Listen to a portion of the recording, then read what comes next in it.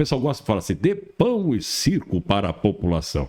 Eu cantei a bola aqui que o entretenimento estava corrompido e falei do dinheiro, da ostentação dos influenciadores que mostravam o mundo para as pessoas e que não é real.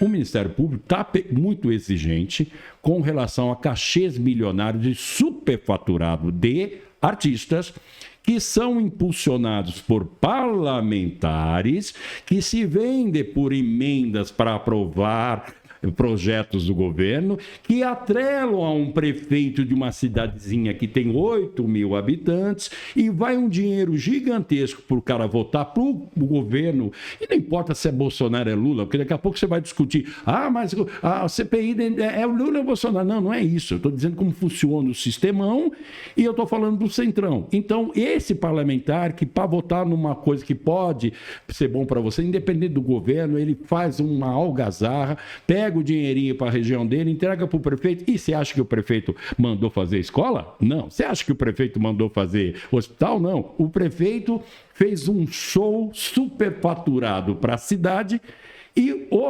hoje a indústria musical sertaneja a princípio, ela está em crise, porque o público não tem dinheiro para pagar um show deles pago.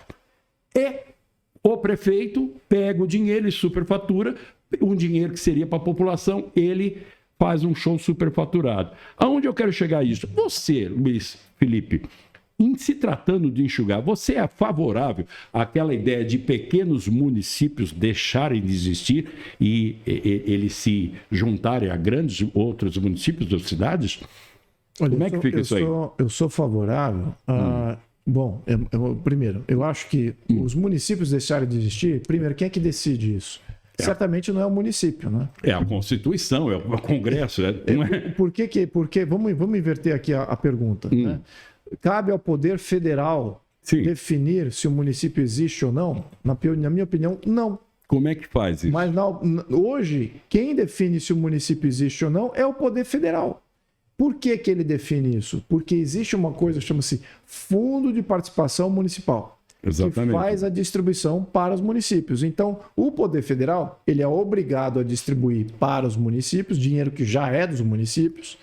Ele pega esse dinheiro e fala assim, puxa, se tem mais um município aqui, eu tenho que mandar mais dinheiro para esse município. Então, ele que fica a critério de definir, esse município vale a pena receber, ele deveria existir, não deveria... Não cabe ao Poder, a verdade é, o que eu acredito é o seguinte, não cabe ao Poder Federal definir se o município deve ou não existir. Quem define se deve existir um município ou não é a população local, é a comunidade local que formou aquele município. Aí que está o gancho. Se a população local definiu que aqui tem um município, ela define como se governar, ela define como se organizar, ela define quais são os gastos que esse município vai ter. O que acontece no modelo brasileiro é que a Constituição é o Poder Federal que fala assim, você, município, você tem que se organizar assim com prefeito, vice-prefeito, secretário de segurança, secretário de saneamento, secretário com todos eles na CLT, ganhando o mínimo de tanto, ganhando base de tanto, papapá. Ou seja, o próprio Poder Federal inviabiliza a criação natural dos municípios brasileiros. E ao mesmo tempo que ele inviabiliza, porque ele coloca eu diria que essa cobrança legislativa, ele também dá o outro lado. Ele fala assim, então, se você não se organizar da minha maneira, eu não vou autorizar que você exista e eu também não vou mandar um dinheiro para você se sustentar. Então veja bem como está tudo direcionado do centro para fora. A gente tem que inverter essa lógica, a gente tem que falar o seguinte, a população local, ela define como se organizar, ela define se vai ter um município ou não e ela se financie. Ela não segurar o dinheiro da municipal de imposto lá, né? Exatamente. Ela não tenha que pagar imposto federal que sai daquela região que poderia estar financiando aquelas atividades, aquele município, para ir para o federal, para depois o federal falar assim, eu não acho que eu vou mandar para você porque você não está organizado da maneira que é condizente com o município. Então você não tem isso, você não tem aquilo. Então, você criou um centralismo muito grande, você criou uma dotação central e um poder central muito grande, e é isso que é contraproducente ao Brasil. O Brasil tem milhões de comunidades, a diversidade que existe no Brasil, ela é tremenda e ela é extremamente rica em opções, mas o poder federal, porque ele impõe um modelo, ele acaba matando toda essa diversidade. É isso que é o comentário assim, aqui. Mas e não aí é o financiamento... Claro que eu seria favorável, no modelo atual, você fala assim, poxa, tem municípios lá que poderiam se consolidar porque temos um problema. Certamente, no modelo atual... Sem dúvida, sou favorável a essa consolidação. Não faz sentido você ter pequenos prefeitos que dependem 100% do repasse federal, não tem atividade local que viabilize o governo local, então eles dependem. Então consolida, né? Consolida, já que vocês não têm viabilidade local, não têm economia local, então vocês coloquem isso tudo numa prefeitura maior, numa cidade de escolha, faz uma mancha urbana bem maior. Ok, perfeito, mas esse é o modelo atual. E eu sou contra o modelo atual, porque o modelo atual ele é antifederalista, ele é unitário, ele é centralizador, ele passa o comando aos burocratas lá de Brasília. E eu posso afirmar isso. Os burocratas de Brasília não sabem o que passa na sua comunidade. Eles não são soberanos sobre as suas vontades, as suas opções.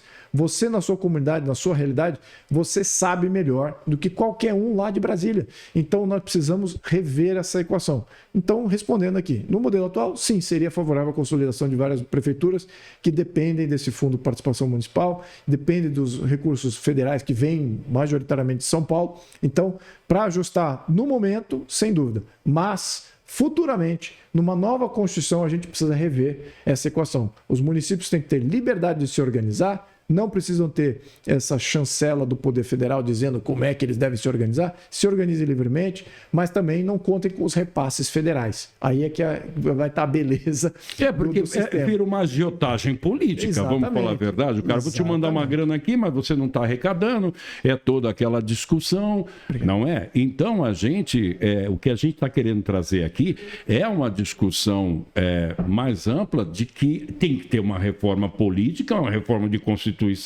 e por isso que a discussão que fica é que as pessoas não querem ou, por interesse, não abandonam velhos vícios e hábitos da política. E eu estou falando isso porque quando você pega o município, e tem muita gente aqui, eu não estou nem conseguindo, já chegamos a 40 mil pessoas aqui na live, só para você ter ideia, que vou ver se eu consigo atender. Tem gente aqui. E aí eu vou te perguntar, o pessoal está aqui, tem um monte de gente, você está vendo aqui, eu estou te mostrando aqui, ó, tá vendo? Tudo isso é gente participando aqui. Eles falam aqui, tem gente aqui que deseja você como vice no Flávio Bolsonaro. É o que a turma está falando aqui. Então, me parece que você é um cara muito querido aí pelos eleitores da direita, porque você está falando, não teve nada estimulado, você não faz nenhuma campanha, você está falando, recebendo aqui as perguntas. E a gente está levando um papo aqui muito amplo e direto. Sim. Eu vou entrar nessa questão, está indo muito bem, o Luiz Felipe aqui. Um papo que está me surpreendendo, porque ele está sendo crítico, inclusive, com a política. E aí talvez, não digo que não agrade os políticos de direita, mas a gente vê o dedão aqui no Centrão, inclusive, né? A gente não falou do Centrão ainda. O Centrão em si é porque... aliás, tem uma notícia aqui. O Centrão tem. Você quer falar? O Centrão, assim como a esquerda, ele está morrendo. Que o Ciro já deu um chiliquinho aqui. O Ciro Nogueira deu um chiliquinho aqui. Tá na notícia aqui. Se você quiser, eu falo para você. Ele já está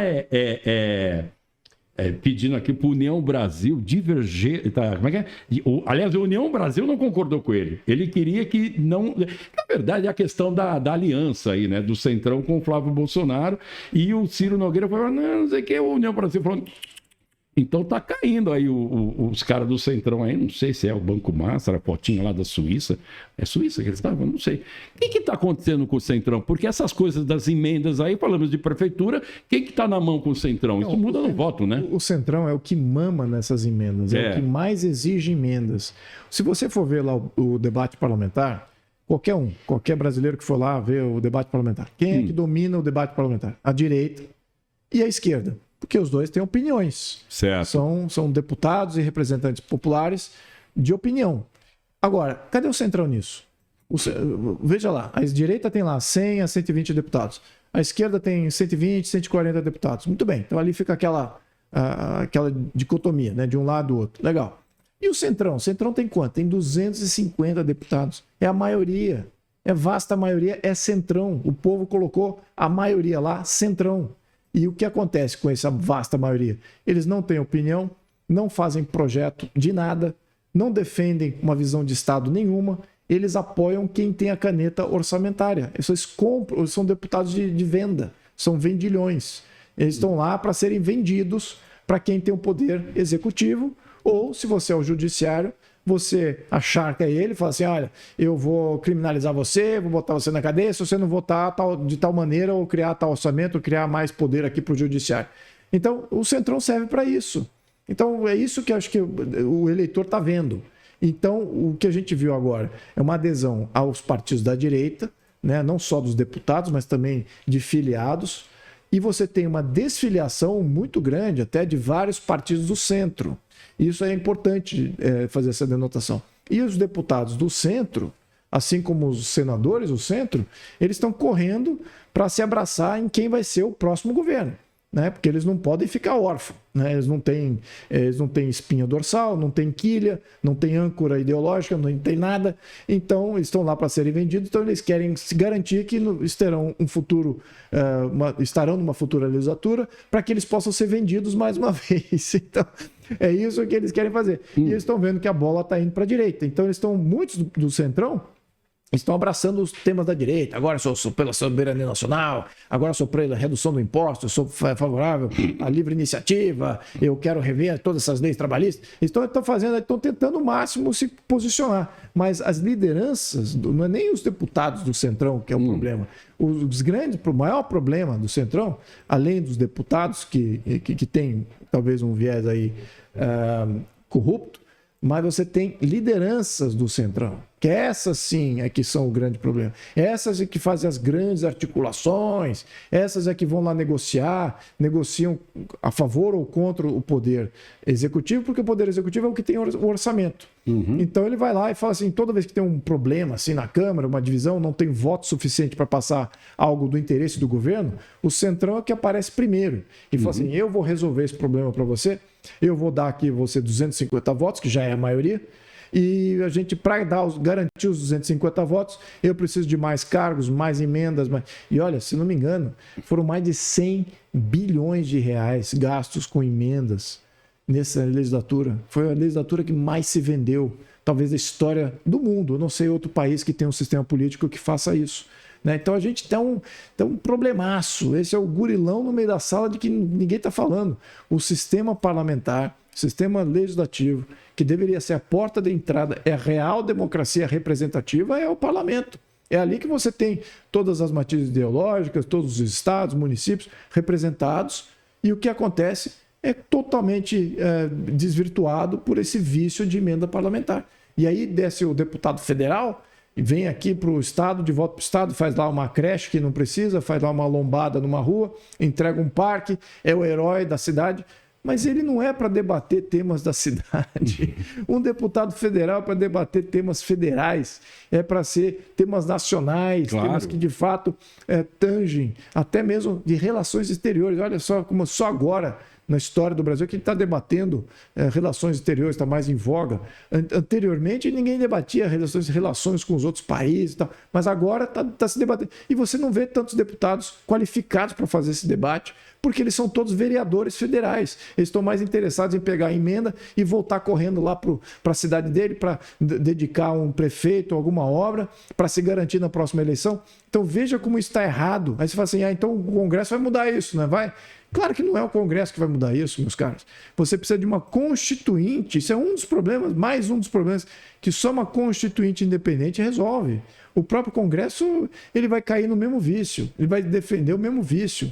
Porque todos os deputados saem beneficiados de mais emenda, né? Não é só os deputados do Centrão, todos saem beneficiados. Então acaba poluindo aí o que seria um debate legítimo de uma constituinte independente que de fato quer ver um país bem governado, com uma organização política. Olha, é isso que eu estou falando. O nosso problema é político. Nós temos tudo. Todo o resto nós temos para ser uma grande nação, ser uma nação líder, para que a nossa sociedade seja invejada pelas outras sociedades do mundo. Fala assim, puxa vida, olha que bacana é ser brasileiro. Olha que privilégio é ser brasileiro. Nós temos tudo para isso. O único gargalo é político. É por isso que eu digo, para destravar esse gargalo político, precisamos de uma constituinte, uma nova Constituição, para começar.